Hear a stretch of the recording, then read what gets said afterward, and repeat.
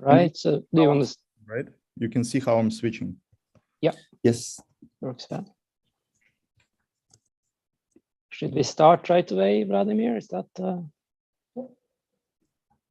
your preference? Are you ready, Yury? Yes, I'm super ready.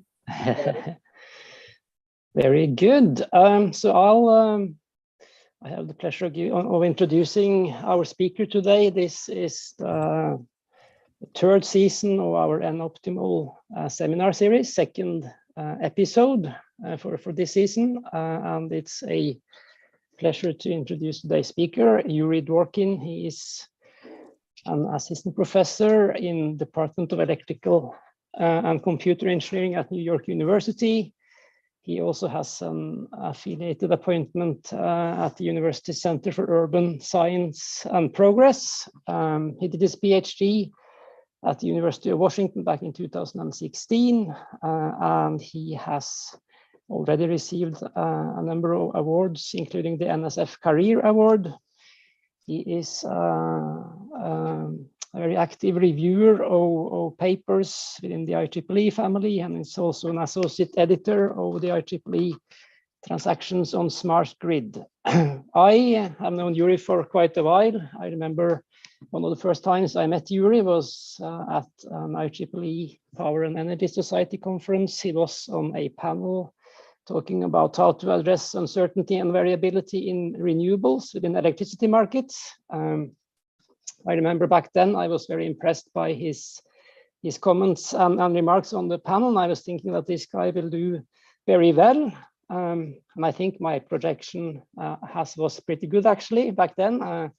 I hear some rumors about tenure recently, Yury. So that would be good news if that's the case. But also, you know, the problem that he was talking about back then hasn't been fully resolved yet. So I think today we'll hear his latest thoughts on thinking about how to deal with uncertainty and variability in renewables in electricity markets. So with that, Yury, the screen is yours. Thank you, Audun, so much. And when you remember the times, like, 6-7 years ago, when I was a student and talking about uncertainty in electricity markets at PES, it sort of suggests that the problem has not solved yet. So on one hand, I'm glad to hear that you like the talk. On the other hand, it means I haven't done my job yet.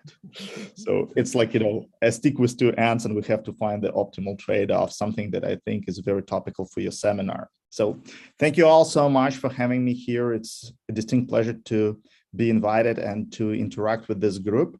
And before I jump to the topic of my discussion, this is just a brief overview of my group. And the reason why I put it first is because what I'm going to present today, it's a collection of different projects that we've been working on over the past several years. And so many people contributed to this effort, either directly by working on a project or intellectually by discussing it with us and suggesting different views, feedback, perspectives, and different points of view.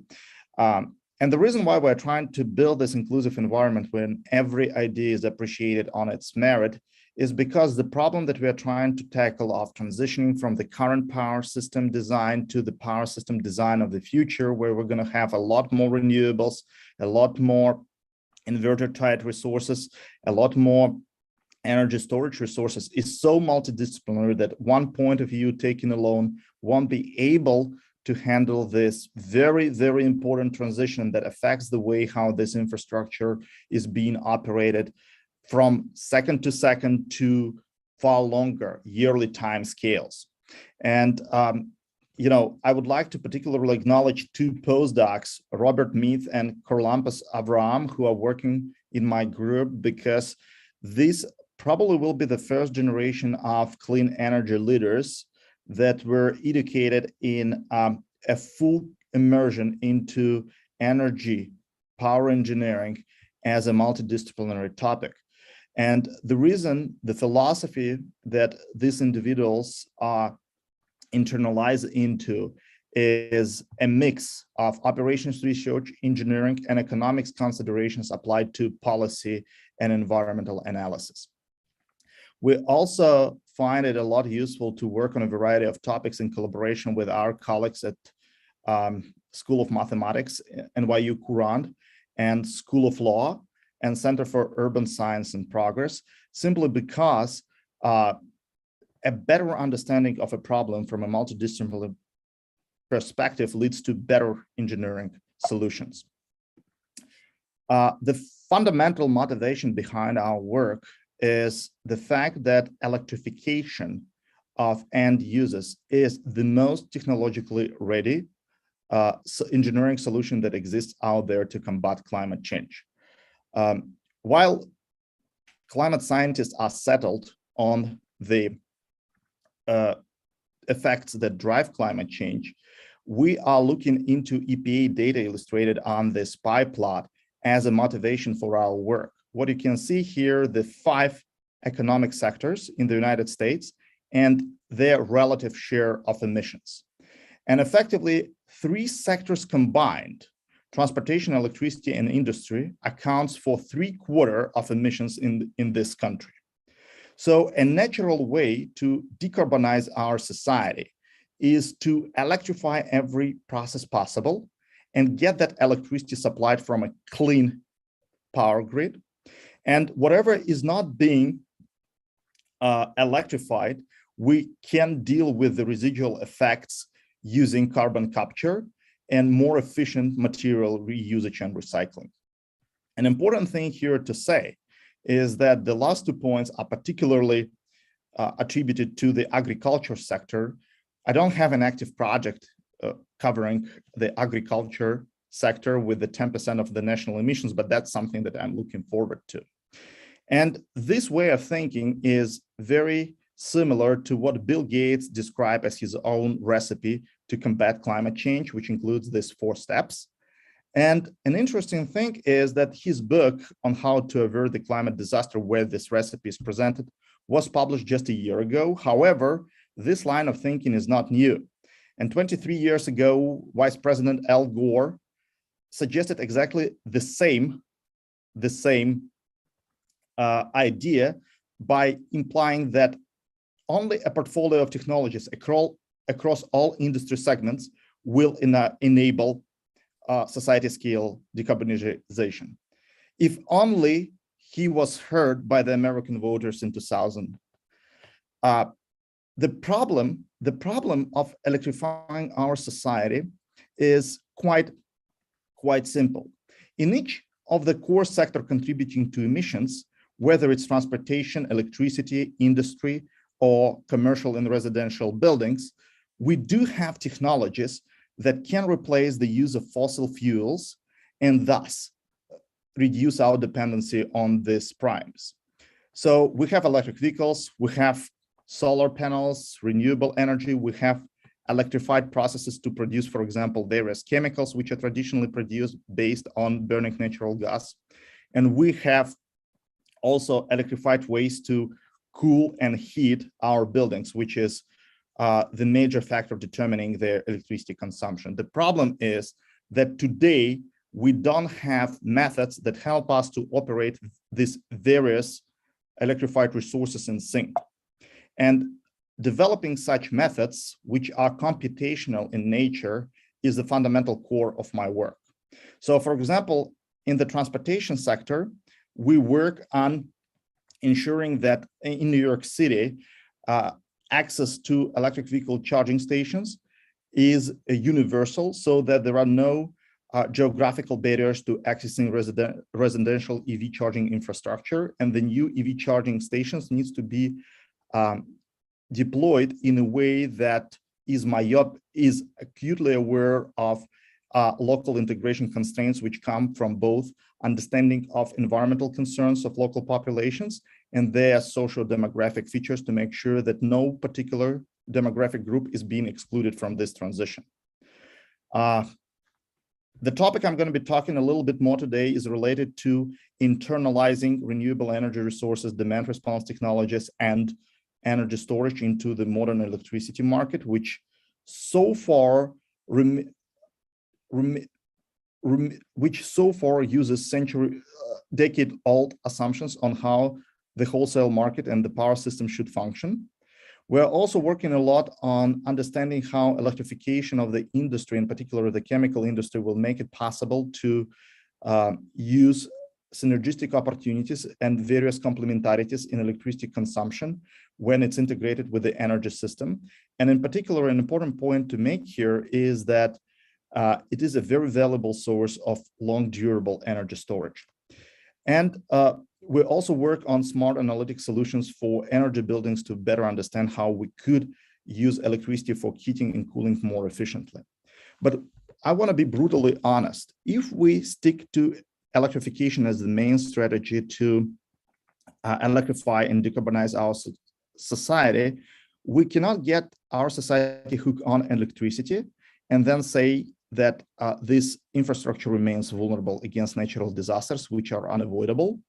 And from this viewpoint, we also work a lot on understanding what impacts natural disasters will have on the electricity infrastructure. In particular, we collect outage information in New York City, and we're trying to analyze it from the viewpoint of electricity vulnerable population groups and how we should prioritize these groups in our emergency response. And the same thing applies to other interdependent infrastructure. Here you have an example of electricity and wastewater infrastructure in New York City, where a short power outage may not cause direct impacts if there is no electricity supply for a short period of time, a day or two, but shutting down water and more specifically wastewater infrastructure for that period of time can cause significant public health damage. So the core issue along these topics is related to nothing else but electricity market, because essentially electricity market is the core that puts together both technological and economic constraints and limits on the operation of the power grid. And it effectively dictates how electricity is being consumed and produced. And it does it through ways of incentives. And for many years, for me, the first time it was the book of my PhD advisor where this concept was introduced, that the role of electricity market is to balance the concerns of engineering and economics. For many years, that was a paradigm.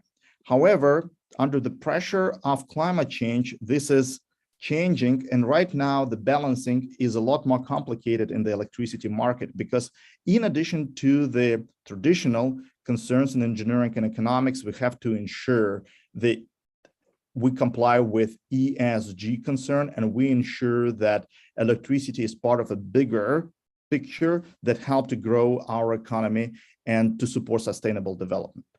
And that's where I connect this high-level motivation to the work that I'm going to present today.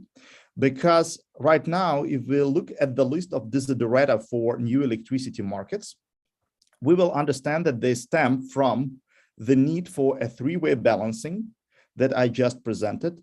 And in order to enable this three-way balancing, we have to better understand and recognize uncertainty and variability, which are not necessarily the same thing, because uncertainty defines the systematic error of your forecasting tool if you're talking about, say, load or renewable forecasting, while variability is talking about stochastic and randomness nature of the sources. We need to take advantage of the contextual data, which is available for us to better understand the effects of uncertainty and variability that the market is exposed to.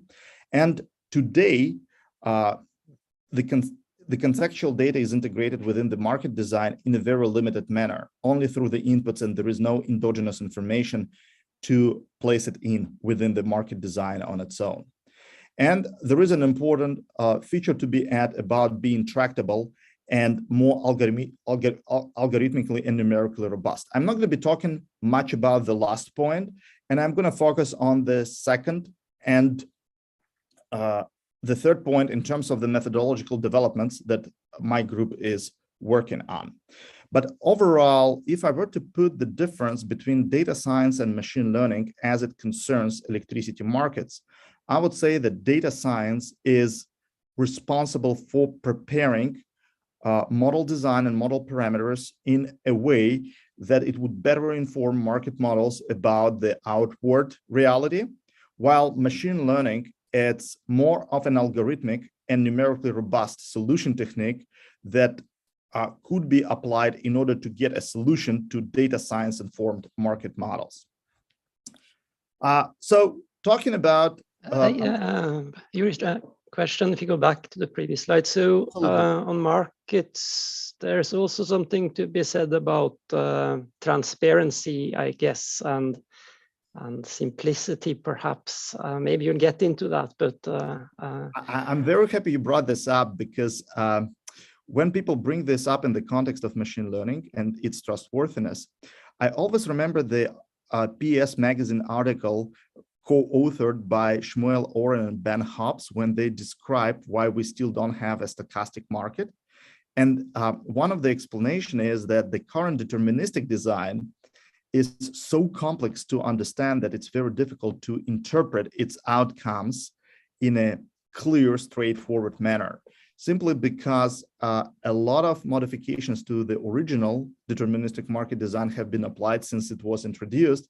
So right now, the direct cause and effect relation is very difficult to trace. And the question, probably, it's not appropriate for the presenter to ask the question, but let me make it rhetorical. So what would you prefer? Would you prefer to have a black box optimization-based model, or you would have a black box machine learning-based model? This is not a trivial question to answer, even though I would prefer to have a hybrid model in place or take the best of the two worlds. I hope it answers at least partially your question, Audun. Yeah, no, thank you. And also to everyone, feel free to ask questions along the way here by turning on your camera like John just did, or using the chat box or raising your hand. John, did you want to chime in here? Yes, I'm just puzzled why we want to resign ourselves to two black boxes as the choices.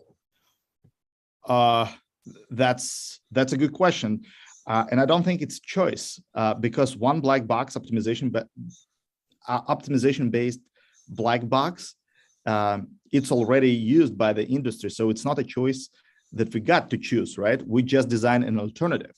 And to be honest with you, I'm not going to be talking about that today, but I'm happy to just mention it, that there is a lot of interesting opportunities that can come across physics-informed machine learning, where you sort of convert a black box into a gray box, where machine learning that solves a given problem is not purely data thirsty approach. It internalizes some model consideration and provides, in certain cases, performance guarantees that are so desirable by market participants.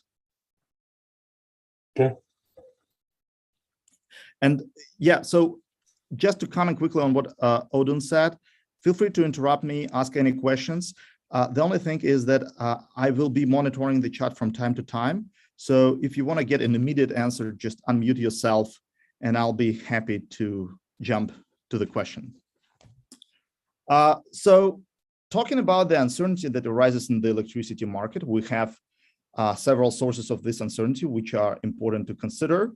That comes from forecast errors, that comes from demand-side management expectations and sudden availability of resources, whether it's anthropogenic, caused by human activities, or unforeseen, such as outages.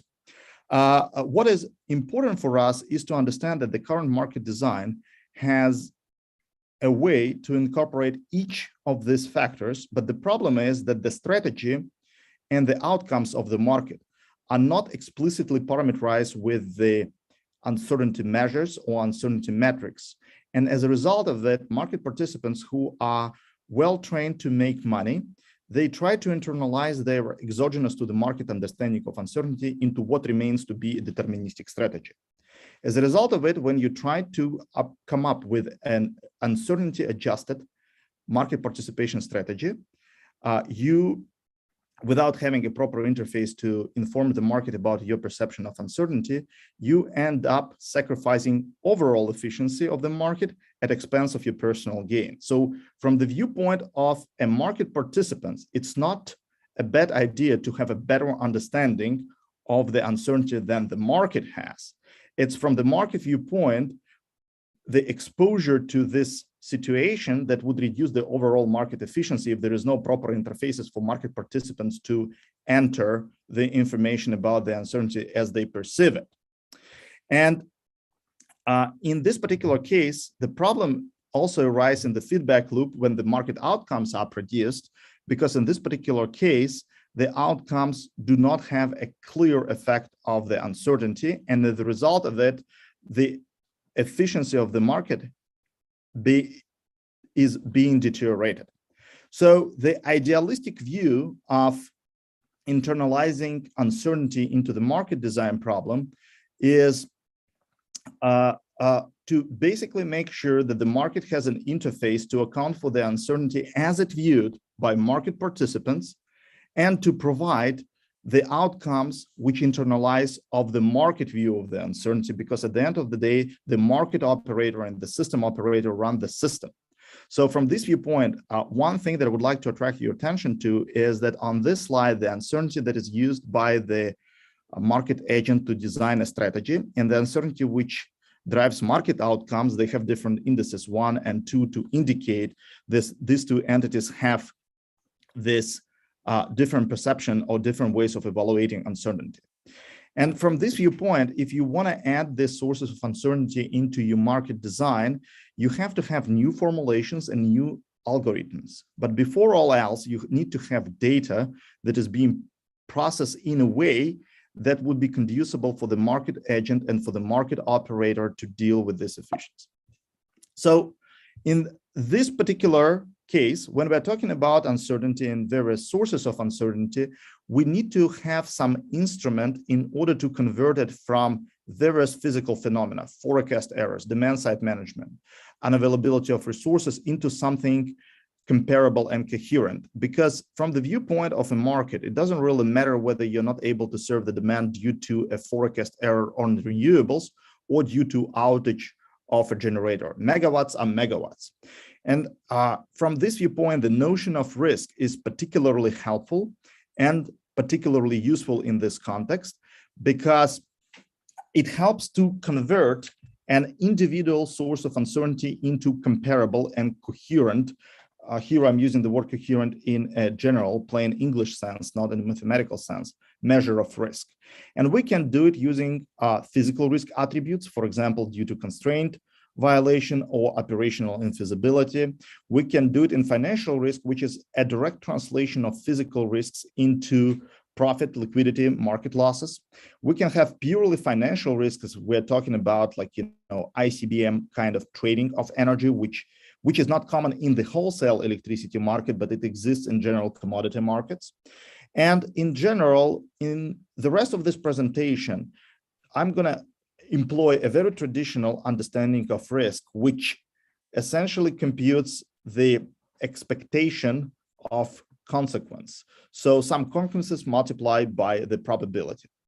And one particular way to connect uncertainty and risk is through using variance, which is a very mathematically convenient measure to formalize the notion of exposure that one will have, whether a market agent or the system, using existing risk measures and connect to existing security products and prices.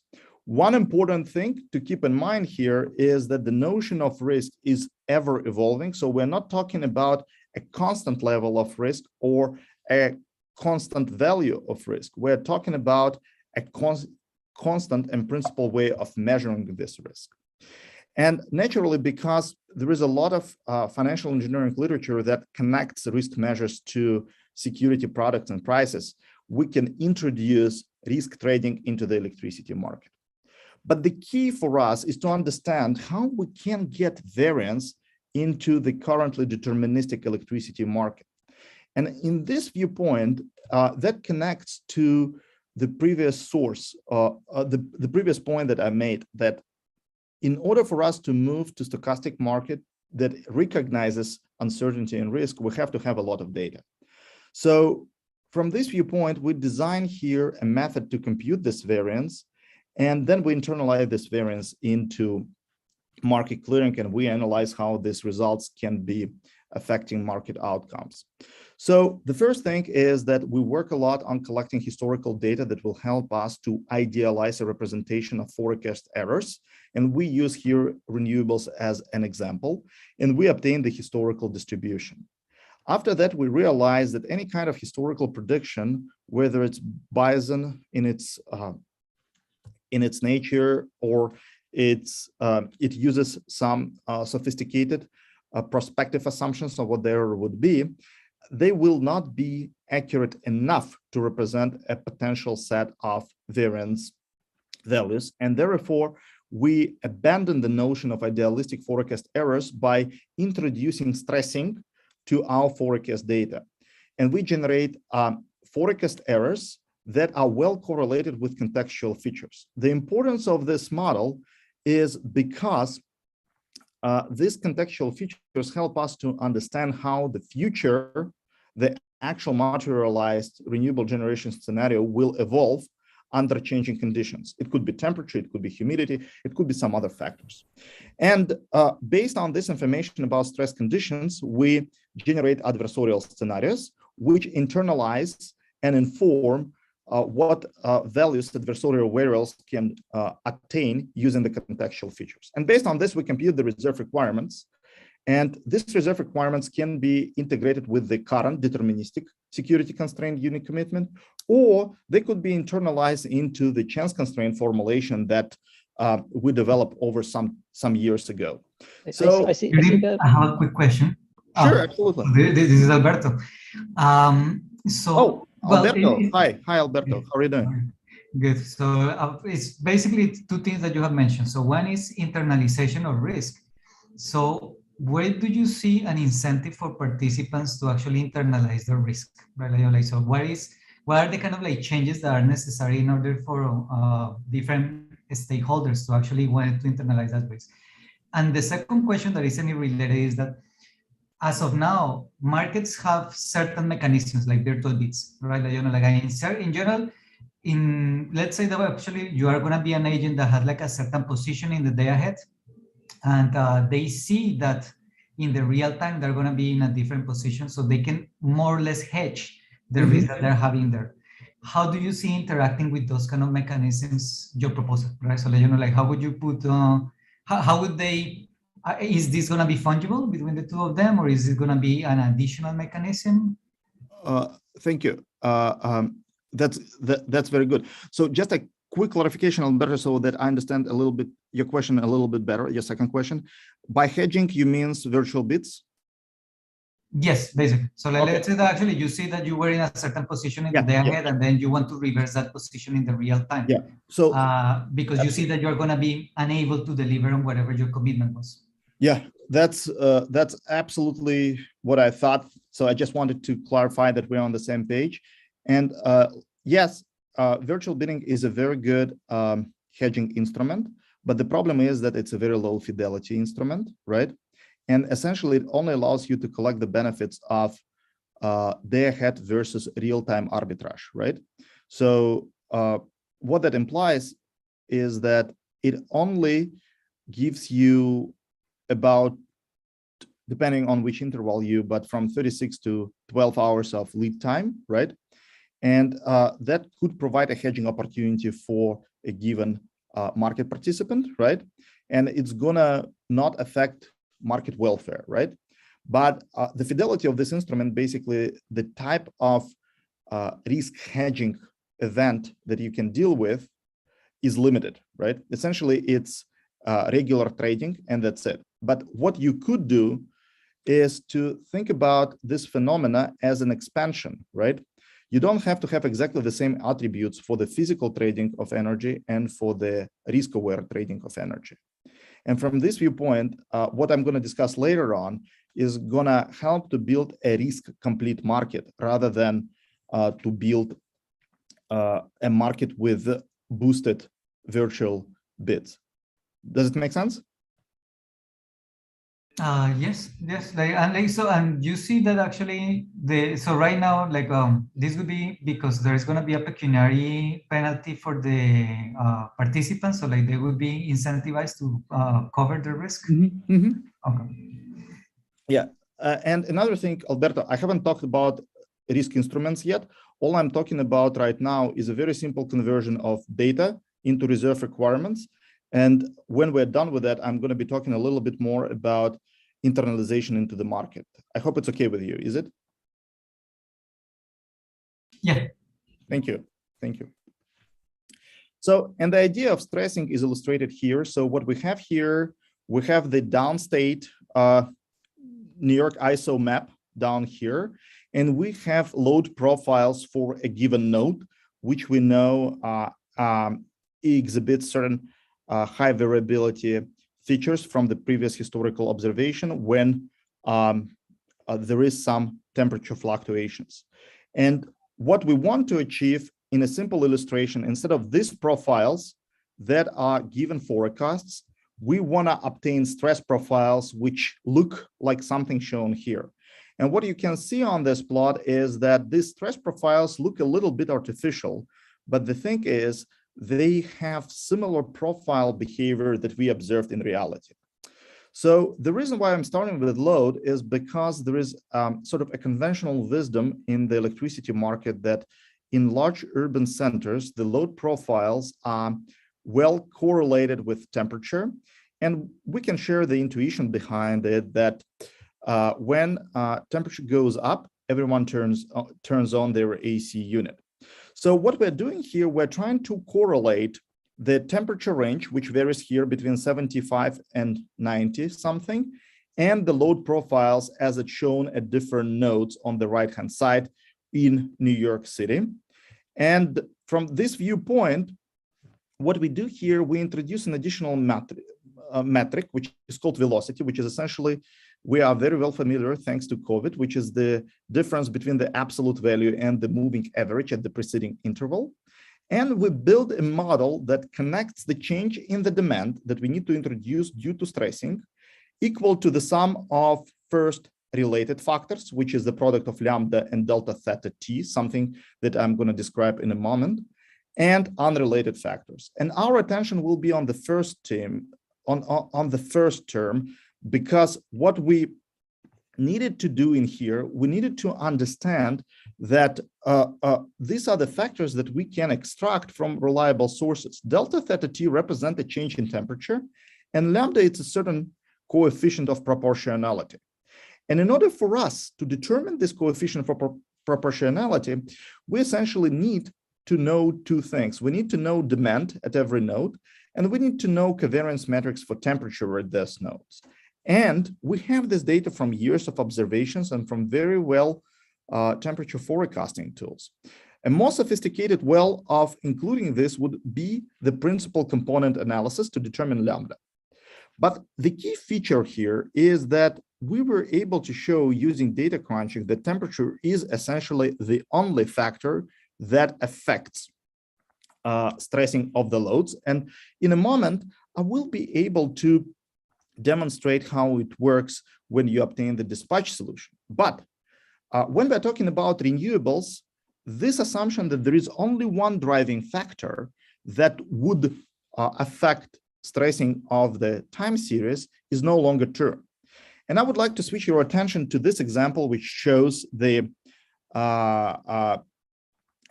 development of offshore wind in the New York State off the Long Island shore.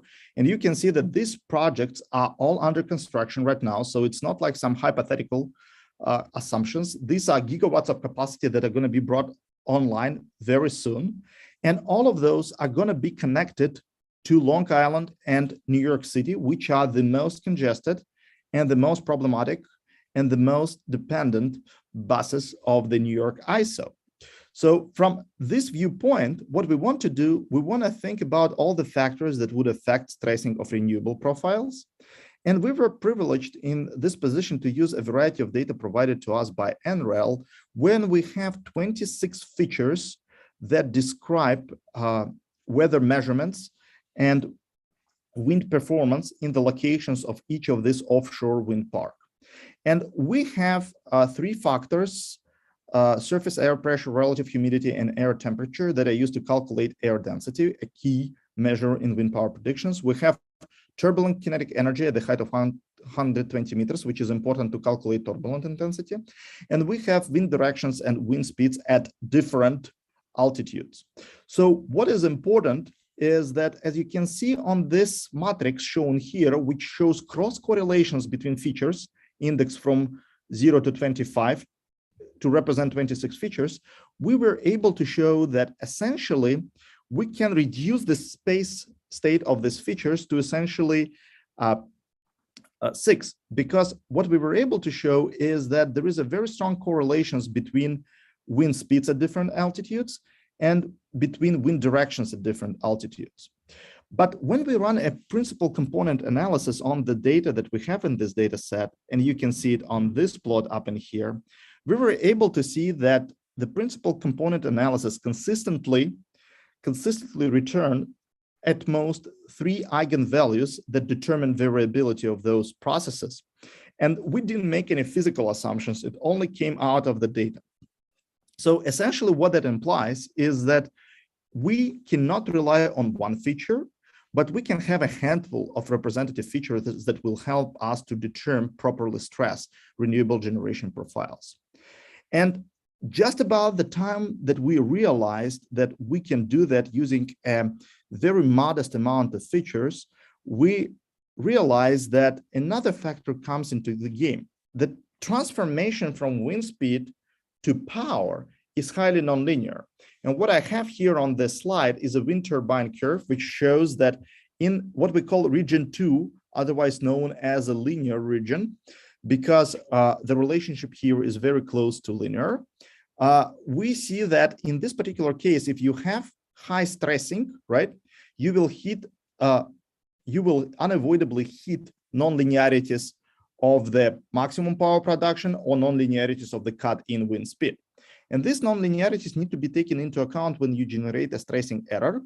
And in order for us to do that, we were able to analyze that from our viewpoint, this kind of stressing is actually beneficial because it provides very natural condition for error generation. So based on the distribution of wind variability that we saw historically, we can parameterize our future distribution to be respective of these observations. And that's exactly what we did. First, we realized that it's only region 2 where this could happen on a systematic basis. And then for this particular region, we designed a probability matrix that describe the likelihood of transition between different wind speeds in that particular region. And you can see it here that we have region 2, and we have the likelihood of wind speed within every interval to belong to each segment of this wind speed range from 0 to 14 meters per second. And for each of this, we use a standard technique in data science by conditional forecast error predictions, where for each bin, we describe a relevant historical distribution. And you can see on these plots here on the right-hand side that the shape, the mean, the second and third order moments, they're very different for every particular conditional group. So based on this, we were able to generate wind speed distribution for each time interval, which is respective of the conditional probability mass that is being associated with the stressing and fluctuations within that given region. And you can see, for example, that you can have variability within each region, but it's only region 2 where you have this density mass, which is going to be affected, because in the region 3 and region 1, you have fixed 0 or P max production. So in this particular case, based on these conditional distributions, we were able to generate stressed wind power profiles, which you can see for a selected day here. And you can see that depending on what confidence level you choose on the error, you can have a different width of reserve requirements and then of potential stress wind profiles. And based on this, depending on how you select your confidence level, you can produce different reserves, where negative values here denote the downward reserve and the positive values define the upward reserve. And based on the change of the confidence level, you naturally get a different amount of reserve that you got to provide. And an important feature here is to understand that a connection between the width of these curves and the confidence level is nothing else but the system-wide reference that the system is being exposed to. The question is how to internalize it into the market. And in the current market design, which we have right now, and deterministic, that can be done in a pretty direct way. We can adopt a confidence level which the system operator is comfortable to. And in case of some progressive operators, there are manuals that describe this exactly. For example, ERCOT put it at 98%. And based on this, we can produce reserve requirements which can be enforced in the security constraint unit commitment. The problem with this is that this way of internalizing reserve requirements is essentially single-handed. It only takes the system perspective, like ERCOT insisting on 98%, but it does not provide an interface for the market participants to say, we disagree with the market based on this. And therefore, both the selection of the treatment of variance and the selection of confidence level should be allowed for the market. You should let market participants to make their own judgments and to make their positions risk adjusted. Before we switch to internalization of variance into the market, I would like to add one more component to this talk. As I said before, working on the offshore wind farms in New York, in the New York City area and off the coast of Long Island was a privileged position to assume because we have plenty of data for these locations. And therefore, our method of analyzing the effect of individual features on the stressing was particularly successful, but not every locality in this country or around the world can take advantage of that much data being available. And in many cases, when we're dealing with renewables, it's very difficult to penetrate the archives and get this data and operationalize this data in a similar way. So what I presented about our PCA analysis before, it was only allowed here because we got lucky. When we're not lucky, we also have a backup solution, which is based on generalized adversarial network, which essentially help us to overcome a lack of systemized data. This method is still very data hungry because it involves generator in here and discriminator in here, which are neural networks. And still, it allows us to alleviate the need to have a direct connection between the input phenomena feature and the output phenomena. And the way how it works is that we have a sample training data. We have a set of labels, features that describe this data. We have some noisy output that we're dealing with, and we have the same set of features and labels. And the idea here is very simple, that the generator produces a fake scenario and try to trick the discriminator into believing that this fake scenario is actually the real scenario. And based on this trial and error process, we are able to judge the accuracy of the scenarios that are being produced by the generator. Another metric that we introduced here is related to the fact that the fake scenario is not only being evaluated for the statistical accuracy when it's treated by the discriminator, but also it's being evaluated by the DC-OPF model.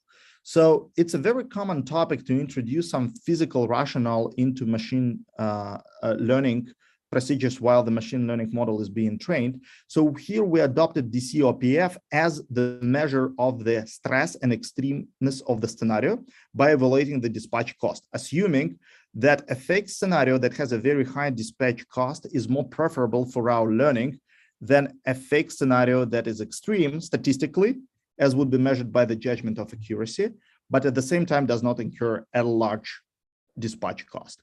So this method is far more applicable when you don't have this direct relationship between features and outputs. And it allows for a little bit of a tuning because you can trade off between the cost and the judgment accuracy of the discriminator. And from this viewpoint, you can see that we were able to generate quite significant error profiles for each of the market zone in New York ISO. And right now, I want to transition from data generation stage to the market internalization stage. And to begin with, I would like to show you a random day dispatched in New York City. What you have on the left-hand side, you have your total load and total generation, which is itemized for every particular technology: coal, hydro, natural gas, nuclear, oil, wind, wood. And the black line on the top shows the total load. So this is the normal dispatch, but when you use stressed scenarios, you see exactly what Alberto alluded to a little bit earlier, that we have this peaks and seemingly artificial disturbances where extra flexibility is needed from the system. And the problem with this flexibility is that it comes from fossil-fired resources. So eventually, if you have a power system experiencing stress condition from a very high penetration of renewable energy, you will have to burn fuel. So even before you have renewables, the problematic thing is to make sure that you do have this capacity dispatchable. And from this viewpoint, this illustration between the normal here and stress profiles shows the challenge of dealing with this proactively. So in this particular case, what we can say is that markets right now have only one normal profile, but I can generate thousands, tens of thousands of stress profiles. And here is just a selection of 10 profiles that I use for purely illustrative purposes. And you can see here that if I pick 3 out of this 10, they're going to have more or less the same loads, but their economic impacts are going to be different. And in particular, what I would like to attract your attention to is the daily peak load here is 23.287. Here it's a little bit less. And you can see that a small reduction in peak load translates in a 0.4 reduction % in the cost. But this reduction is not guaranteed. It's an effectively random, because in here, I have a lower load than in this case, but at the same time, the price is humongous. So we need a principal way of treating different stress scenarios, because they have completely different impacts on the system cost and therefore on the prices. So what you can see here is that despite the fact that the peak load is being served here is more or less the same, what you can see is a completely different LMPs that are produced for New York ISO. And that is an important feature to keep in mind, because from this viewpoint, you can have the same load, but totally different prices and totally different incentives for market agents. So we need to systemize the notion of different stress scenarios. And the best way to do it would be to treat variance in a systematic way. And of course, the way to do it is to model variance in security constrained unit commitment applications or security constrained OPF applications using ChanceConstraints. And this work is a little bit dated. It's been out for like some years. And we started working on that with Alberto. It was a very interesting project. And the idea of Alberto and his team, it was a very interesting project. And we started understand that chance constraints are so beneficial because they can help parameterize uncertainty and thus connect to variance in a very deliberate manner. So every uncertain injections, and here I denoted as PU as a function of omega, where omega, your uncertainty, can be represented by some forecast value, which is deterministic, and which is currently used in the market, plus some random noise, right? And this noise could be generated in a variety of ways. It could be a postulated noise, for example, normal distribution. It could be an uncertainty set, or it could be scenarios. And then you parameterize the response of every system asset. Here we talk about generators in a certain way as a function of this uncertainty. So basically you say that the generators will have some default level of operation. I denoted here as PGI, and some additional component which is going to emulate some regulation capacity, which in this case we assume to be proportional in nature. And we say that if this coefficient alpha I is between 0 and 1, then when we request all i's of all generators to adapt to 1, that will be a balanced system.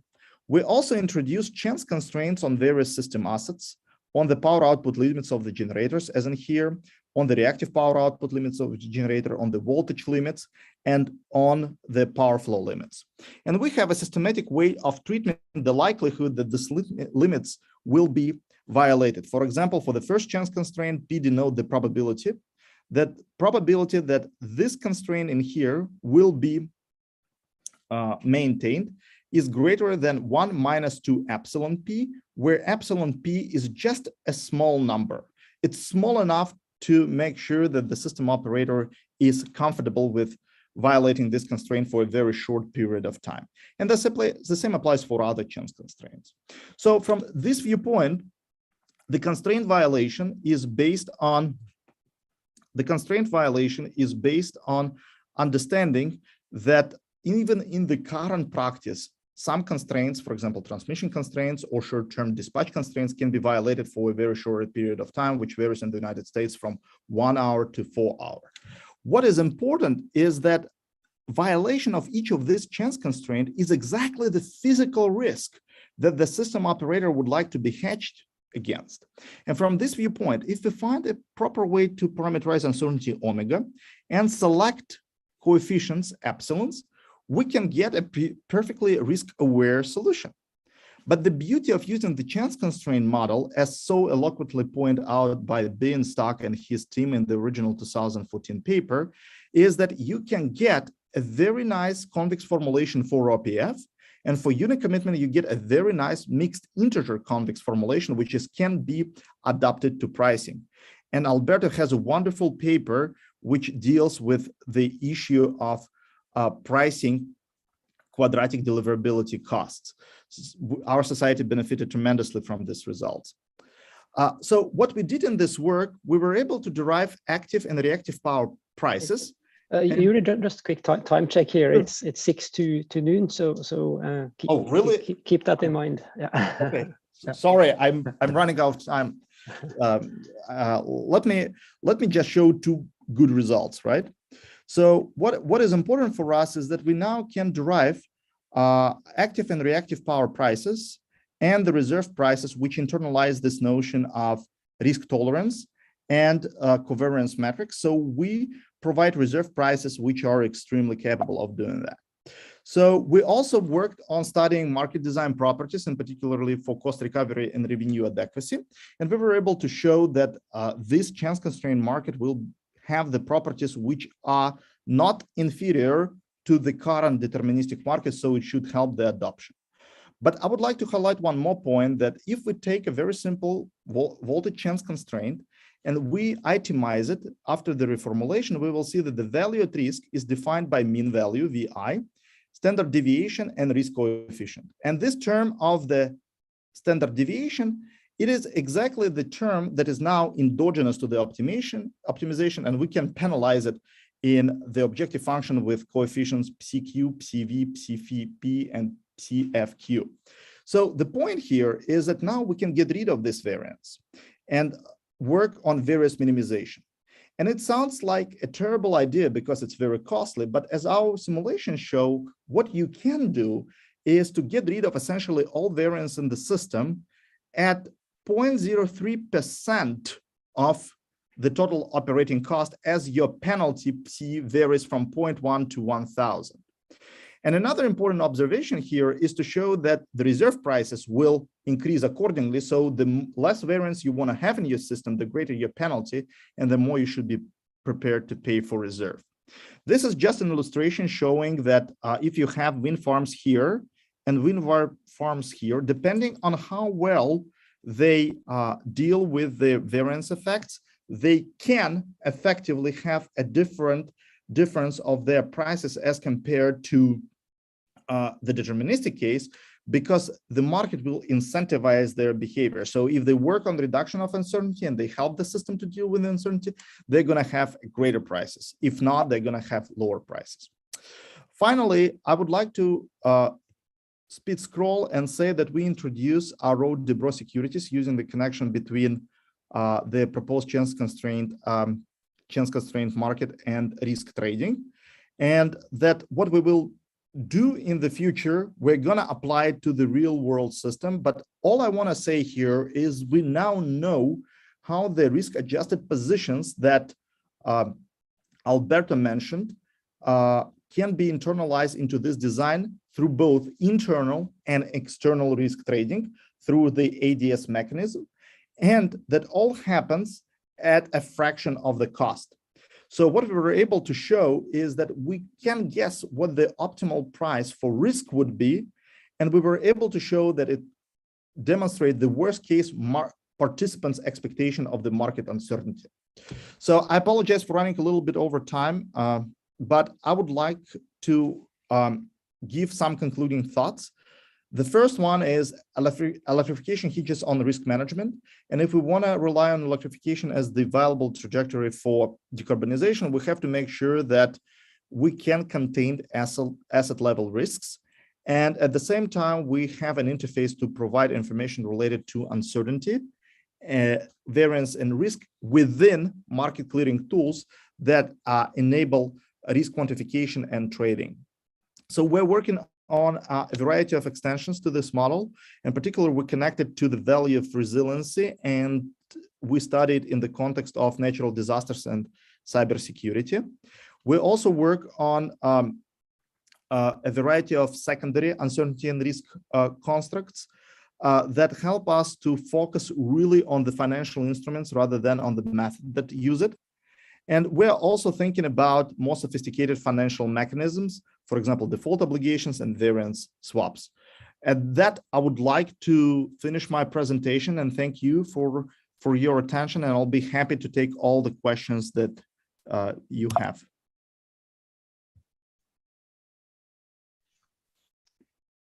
Right, thank you, Yury. You covered a lot of material here. So, yeah, time for questions. Anyone? Yeah, Jose. Hi, how are you doing? Thanks for the talk, super interesting. I have a question regarding your model to create samples that you mentioned that can work when you don't have the availability that some countries don't have, right? Or the availability for the data. In the previous slide, yeah, that I was wondering, the DCOPF model, is that included in the GAN architecture, or is it a separate evaluation just to check that it follows the equations? So the question is whether DCOPF is included into what? Into the learning? Yes, it's included. Yes. Okay, so is part of the discriminator decision? No. It's a separate step which informs. So discriminator provides you a statistical measure of accuracy, right? DCOPF provides you a cost measure of the stress, right? Because you can generate a very statistically realistic scenario, but at the same time, the scenario might not be very problematic for the system, because you, in that node where this scenario materializes, you can have a lot of cheap generation that are going to easily cover it, right? So what we need to do, we need to internalize it. I think what you could make here, and we are working across this line for a different project, is that this discriminator could internalize some market constraints or market conditions, for example, DCOPF or whatever, something else, right? If you're interested in how to do that, just email me, because I'm happy to share with you a preprint which we just submitted. Thank you. Thank you very much. Great. Yeah. I'm sure there are more questions. So this maybe on this chart, there's a lot of stuff going on here. So is the purpose to identify these stress profiles? Is that the output here in like extreme scenarios? So the point here to make stress system robust against stress outcomes, right? And the goal here is not to generate artificial stress scenarios. The goal here is to generate realistic, plausible stress scenarios that may materialize in real time. And that's something that we don't yet see on the wind, because there is not much information about how large-scale wind would work, offshore wind would work, but we have a lot of information about the loads. And what we see is that on extreme summer days, our stressed scenarios are extremely realistic to what happened in the past if you take normalizing assumptions. So these scenarios are stressed, but they're realistic.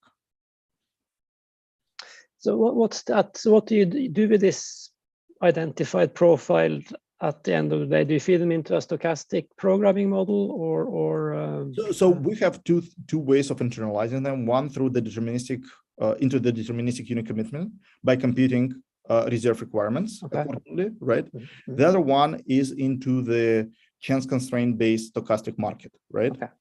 So the beauty of chance constraint is that this reserve requirement is exactly connected to this constraint.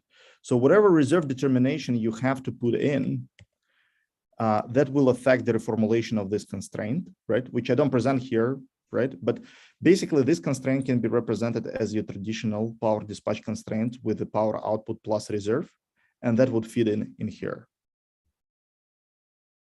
Okay, got it, thank you. Oh, hi, Yury. Thank you very much for your interesting presentation.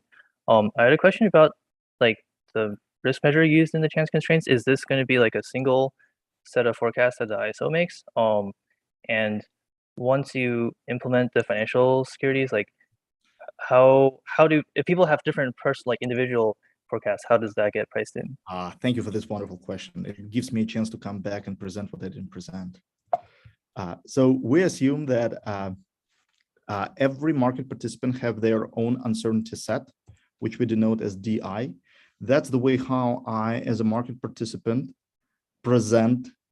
evaluate uncertainty that the market will face. And what we were able to show is that within our risk design, the residual market uncertainty is going to be an intersection of individual uncertainty sets, right? So effectively through this rule that we show here, when I make a bidding into the risk-aware market, right, and the market is cleared, right, my evaluation of uncertainty becomes the factor that affects the system, the remaining system risk, right? And in this particular case, if I bid too much of uncertainty, literally speaking, into the market, right, then in this particular case, I'll be too far off, right? If I bid too little, I'll be encapsulated by other participants. So the goal here is to bid as close as possible. And that's what guarantees the worst case distribution in D node in the remaining system risk. Interesting, thank you.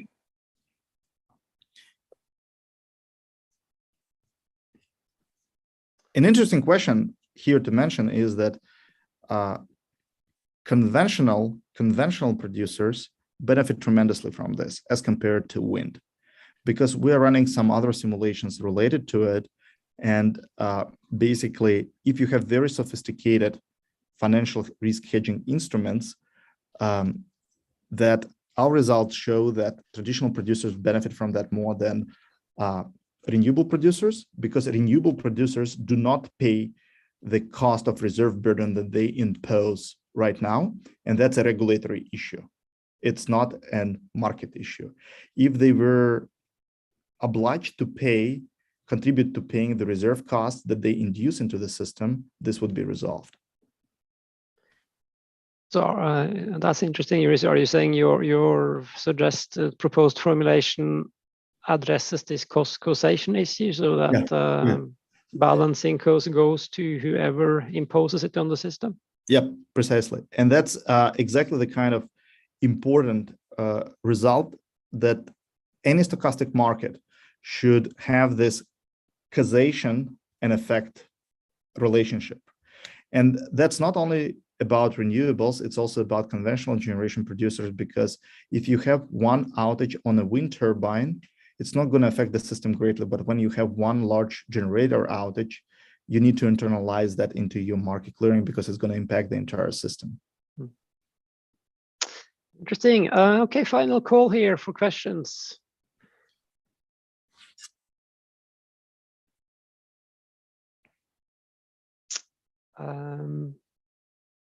If not, let's thank Yury once again for very interesting material.